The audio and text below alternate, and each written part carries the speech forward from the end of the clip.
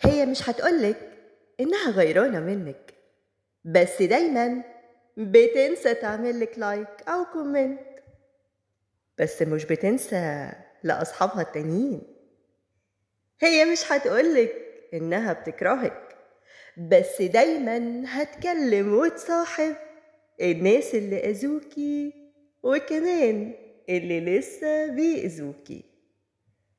مش هتقولك إنها متضايقة منك، بس هتلاقيها كده مرة واحدة بترمي كلام باين إنه متخزن بقاله كتير جوه قلبها الأسود، وبيطلع مرة واحدة من غير حسبان ولا إنها تحس بيه.